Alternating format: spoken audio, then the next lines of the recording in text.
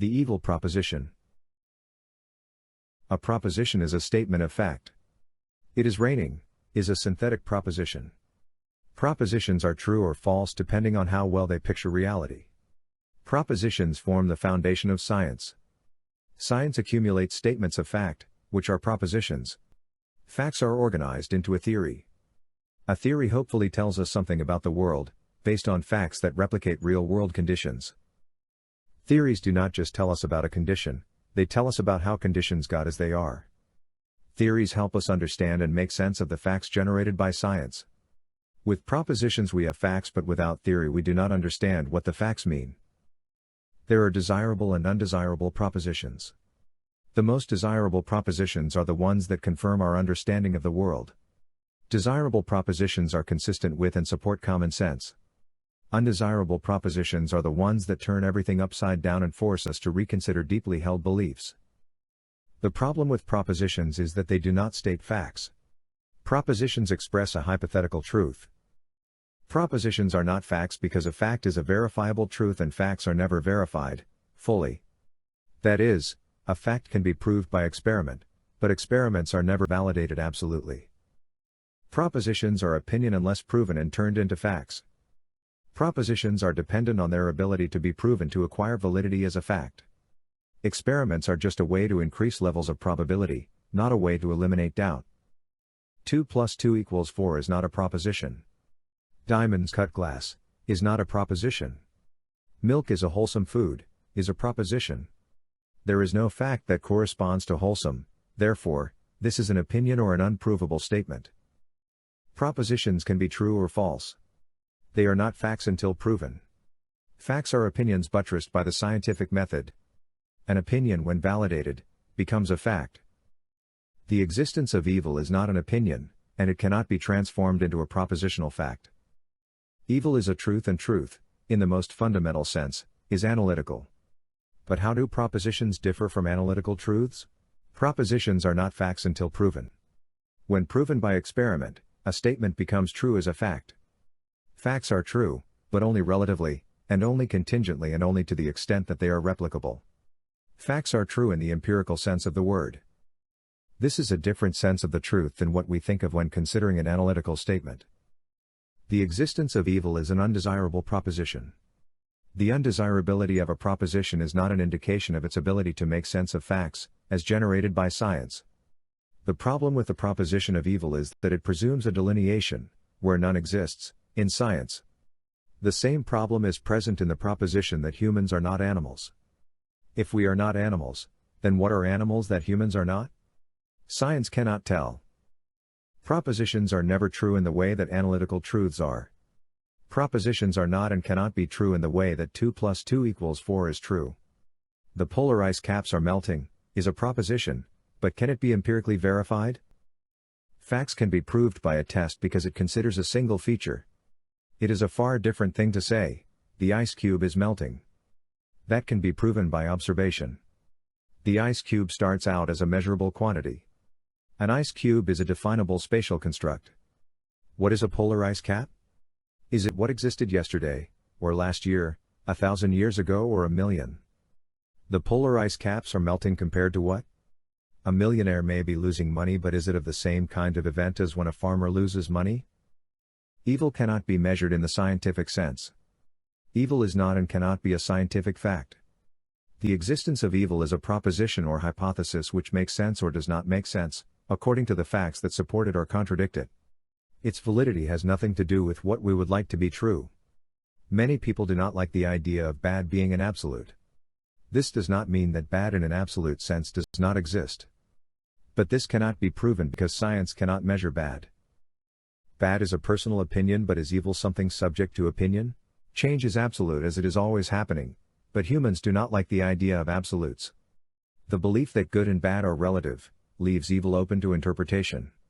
We can become better or worse, in the liberal mindset, but not saved or eternally condemned.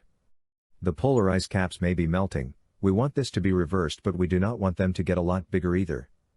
This brings us to the propositional divide. While facts are objective and based on empirical measurements, propositions are emotional. The validity of a proposition hinges on emotionally charged concepts. What does wholesome mean, in the context of milk being a wholesome food? The universe began with a big bang does not seem to contain any emotionally charged words, but then why use a term like bang to denote an event that happened without air to convey sound waves nor sentient beings to hear the conjectured noise? The bang cannot be measured.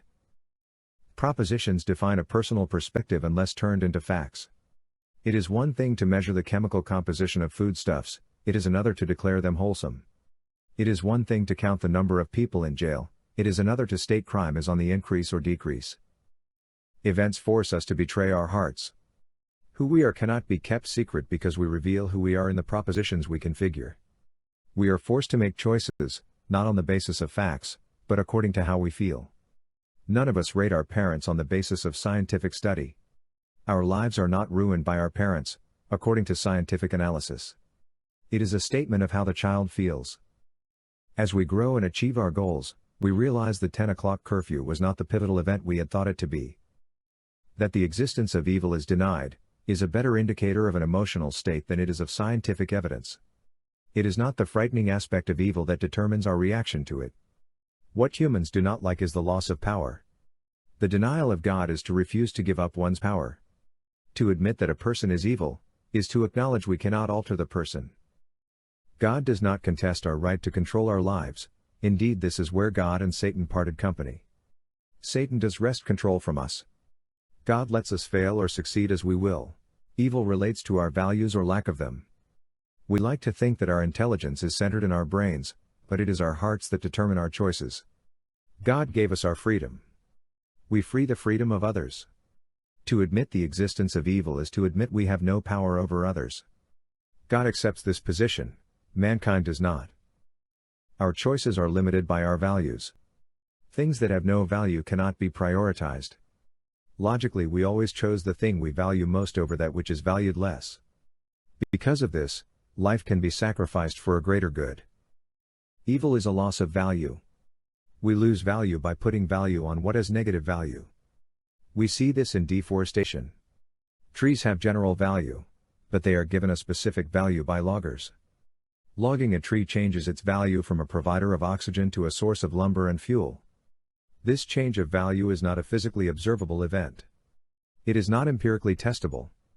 This is not the same as saying the value does not exist. Trees and air do have value, but value is not empirically visible. Values are determined by owners. That which is not owned is not valued. We say we enjoy sunsets and clean water, but they have no value in the economic sense of the term. Economics is a way of stating values so that sensible choices can be made. It is also a way of ascertaining the nature of evil. Evil destroys ownership by destroying the values that undergird ownership. We cannot own that which has no value, simply because the very act of owning something gives it value. If value is removed from a thing, the basis of ownership is eliminated. It becomes, at least in our eyes, garbage. Sand has value only when it becomes a commodity. Ownership is predicated on the values we hold. The values we hold determine the choices we make. If we own much and value little, our ownership of those things is to that degree lessened. We lose our right to determine the disposition of assets we undervalue. This is especially seen when dealing with others. Not that we own others in the economic sense, but the issue remains the same. If we devalue others, we lose the right to have authority over them. But the same holds true when it comes to our natural resources. If we treat trees as if they hold no value, we lose our right to make decisions regarding them. If we do not value assets, we waste them. Stewardship is the key to measuring good and evil. We all have choices to make. We are all given choices and we are all faced with the consequences of what we decide. No one logically chooses something of less value, when that which has greater value is available. One's choices must create value. But the problem is that one has to have values to begin with. Those who are devoid of values will destroy values, because they have none of their own. The destruction of value is evil and those who destroy value are evil. Everyone makes mistakes and everyone fails to produce all the good they are capable of, but only evil people destroy what they do not value. This has an economic aspect. Evil destroys economic activity. Crime is bad. Not all criminals are evil, but criminal activity that seeks to destroy for the hatred of good is. We are all obligated to contribute to the common good. As in the case with the plight of the commons, personal gain at the expense of global catastrophe is not right. The proposition that evil exists is necessary. If evil does not exist, no one creates more cost than they do benefits. If there is no evil, no one is a liability or a burden to the world. If there are no evil people, there are no people who hurt more than they help. If the proposition concerning evil is not true, then there is no reason to choose between good and bad. If evil does not exist, then rationality does not exist. Reason rests on the exercise of making the right choice. Rationality is the capacity to choose good over evil. If evil is the destruction of what is valued, and reason chooses what has the greatest value, then to do evil is irrational. To say evil does not exist is to say there is no basis for rationality. If reason chooses between things with differential values, then the true choice must be between good and evil. All other choices are simply reflections of the ultimate choice. If people create costs they do not pay for, they are choosing badly. If someone destroys more than they create, they do evil. This is the state. It can never pay its costs. There is a line between good and evil. We all make choices and there are always consequences to the choices we make. If we consistently make reasonable choices, then on balance, our choices favor things that have real value. If we consistently make choices that demonstrate a lack of concern for the value of things, then our actions will create negative values. This is not rational. If we are not rational, are we not also evil? If we choose to do bad over good, when good has value and creates value and bad destroys value, are we not doing evil? If the creation of value and the destruction of value is separated by zero, or a point where the bad cancels the good, there is a point at which our very existence becomes a negative value.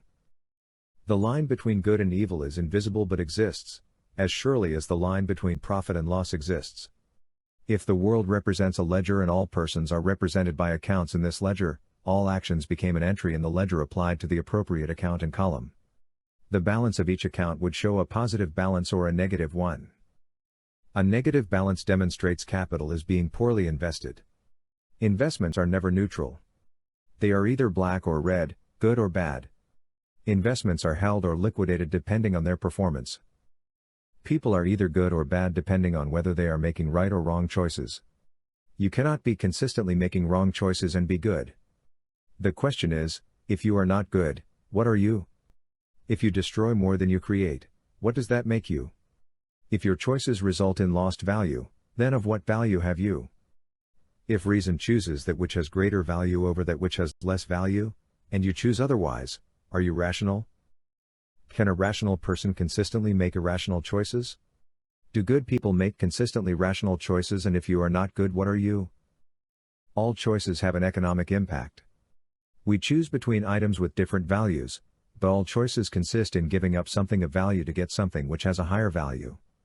If nothing of value is given up, then what is gained has no value. The value of a possession is determined by the value of those things given up to obtain it. We are richer the more we chose the greater thing. Choice creates value, but to create value we have to give up something of value. Evil means we are unwilling to give up that which has value. If you cannot give up that which has value, you cannot obtain that which has greater value. Criminals steal because they cannot give up their time and energy in work, but this being so, what they steal has less value than if they had worked to obtain them. We cannot determine the value of other people. We cannot give value to others. Each person is the author of their own value.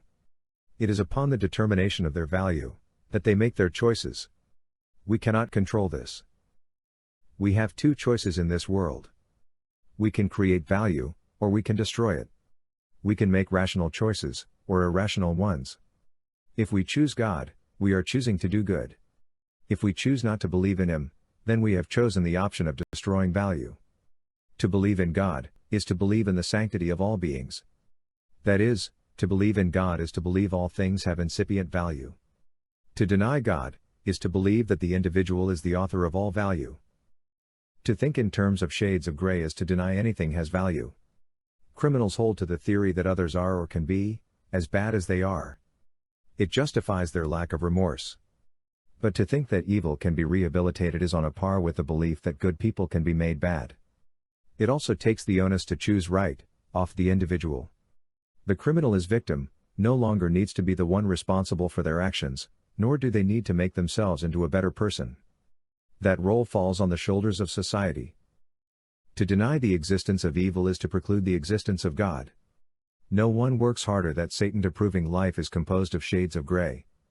If we all choose to do good, then the condition of the world would improve, and people would discover they were following the dictates of God. If following the principles of God improves life, then this would constitute a proof of God's existence. But if all things are shades of gray, then we are free to follow our conscience. We cannot prove God exists, when we refuse to obey Him. We are not the determiners of what constitutes good. We each make our own choices. Some of these are good, but much of what we do harms the good things. Many people give money to charity, and this is seen as a good. But we miss the point of charity. What appears to be a good is the least good we can do. There is a place for charity, but it is the band-aid. The ideal is to prevent the accident from happening. The need for charity is a condemnation of the world. Unemployment insurance is a valuable program, but the solution is to have everyone employed. What a person obtains without cost, removes his or her humanity. The nature of a person is defined by his or her ability to make rational decisions. This means we need to be able to make rational spending decisions. Charity does not allow the person to give to get. Charity must make it possible for everyone to make rational choices.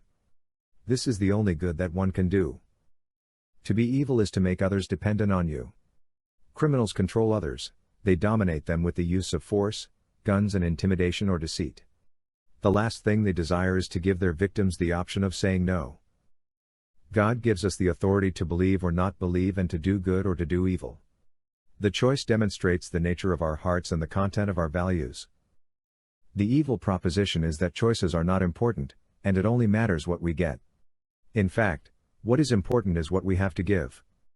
The more we give, the richer we become.